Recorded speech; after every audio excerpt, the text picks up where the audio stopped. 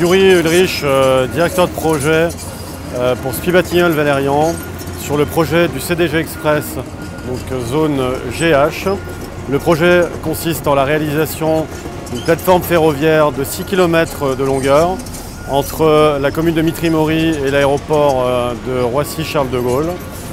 Il s'agit donc de la construction d'une plateforme ferroviaire contiguë à la plateforme de la LGV sur environ 6 km de long, avec la particularité d'avoir 4 km qui se trouvent hors sol et 2 km sous les pistes d'aéroport dans un tunnel préexistant. Nous sommes donc sur un projet qui rassemble 7 entreprises co-traitantes. Nous sommes ici en conception-réalisation, c'est-à-dire que nous avons à la fois en charge la conception et la construction de l'infrastructure des différents ouvrages. Donc à la fois des ouvrages en terre, des ouvrages de terrassement et des ouvrages d'art pour la partie infrastructure ferroviaire. Nous réaliserons également l'infrastructure ferroviaire, donc précisément la pose des voies ferrées, le montage des caténaires, l'ensemble de signalisation et de sécurité ferroviaire. Le projet rassemble 7 entreprises co-traitantes par le mandataire, SPI Batignolles-Valérian, que je représente, et avec une maîtrise d'œuvre intégrée, Aegis-Rail, qui a en charge la conception du projet, puis la réalisation d'un pro validé par la SNCF, et derrière une construction de l'infrastructure par l'ensemble des entreprises en charge de la construction. Nous sommes globalement sur un projet avec un déficit important de matériaux.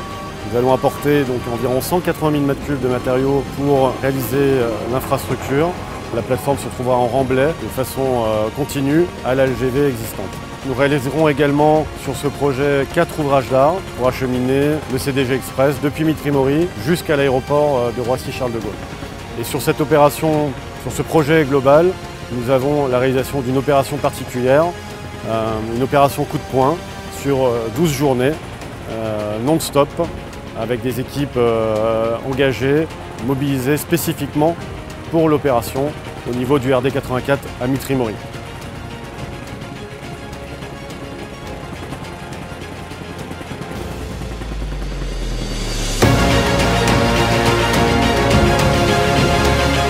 Je me présente, je suis François Dijoux, chef d'équipe dans l'entreprise Valérian. Le but de la manœuvre, c'était quoi? C'était de faire le maximum de cubes en un temps record. Donc pour ça, on a eu l'aide de nos supérieurs qui ont organisé le chantier de A à Z.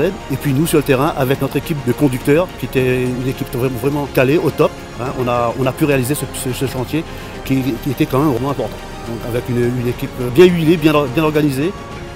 On a une équipe de 5 à 6 tombereaux qui sert à transporter les matériaux, des bulles pour mettre en place et puis pour pousser au fur et à mesure, et deux grosses pelles de production pour pouvoir excaver, enlever tout ce qu'on avait besoin, pour mettre dans une zone de traitement et puis mettre dans une zone de stockage pour reprendre ensuite les matériaux pour pouvoir remettre en place une fois la structure mise en place.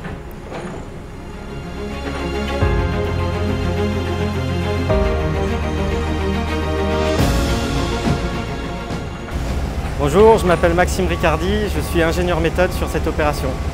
Donc mon rôle sur cette opération, ça a été de penser aux méthodes, donc déterminer les moyens matériels et personnels afin d'être le plus efficace possible sur cette opération coup de poing. L'objectif, c'était de penser à tout pour que le personnel soit dans les meilleures conditions pour remplir les objectifs.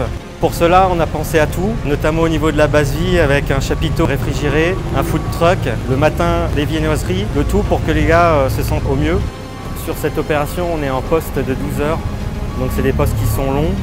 Donc on a prévu du personnel en stand-by qui puisse remplacer le personnel qui serait éventuellement fatigué, surtout pendant ces temps de forte chaleur. L'objectif, c'est d'avancer tous ensemble dans la sécurité, qu'il n'y ait pas de précipitation, même si c'est une opération coup de poing. On a pensé à tout, on a ramené du personnel ailleurs en France, juste pour cette opération de coup de poing. On a mobilisé les services mécaniques pour qu'ils puissent travailler en poste. Tout le service topo, labo a été mobilisé. Service mécanique pour l'approvisionnement des machines et pour le suivi de la mécanique forcément 24 heures sur 24. Chez Valérian, on a l'habitude de ce genre d'opération de coup de poing. C'est pas la première fois, on essaie d'être mobilisé pour atteindre nos objectifs. L'objectif des méthodes, ça a été de prévoir le pire pour envisager le meilleur. Qu'il n'y ait pas de surprise, que tout se passe dans les meilleures conditions possibles, que le personnel soit motivé, qu'il soit content de venir travailler sur ce genre d'opération.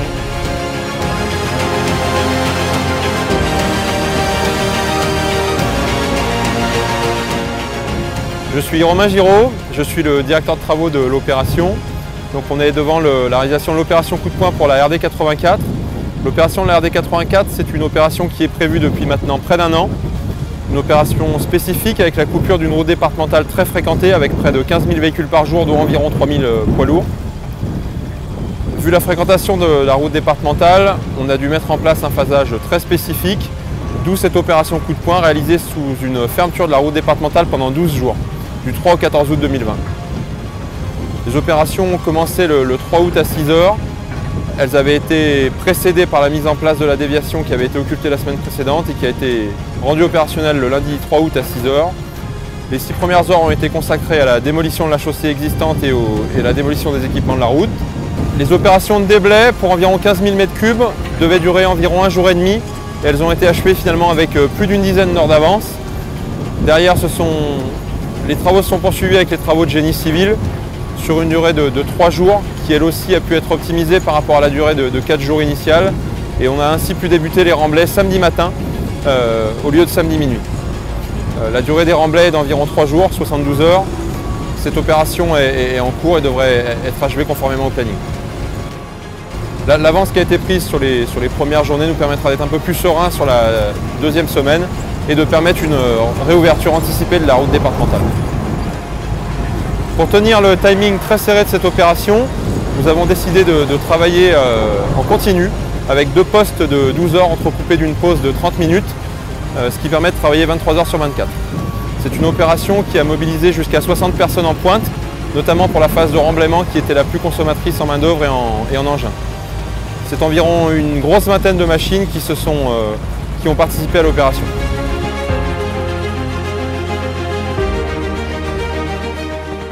Alors, je m'appelle Virginie et je suis conducteur d'engin. Je peux prendre un tombereau, une pelle, un chargeur, puis polyvalent. Et j'ai été volontaire pour venir sur ce projet. Mais je suis très contente de participer à ce projet parce que c'est quelque chose d'exceptionnel. Donc on nous a fait venir des food trucks. Pour moi c'est la première fois en fait. C'est moins de soucis.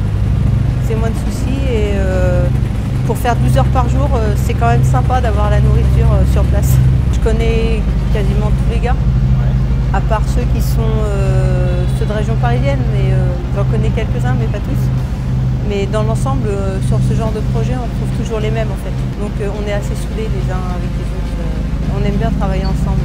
Ouais, on est une bonne équipe, il y a une bonne ambiance, c'est sympa. Même avec l'encadrement, ouais, on s'entend bien. J'aime ce genre de défi en fait. Ouais, j'aime ça et j'y prends vraiment du plaisir.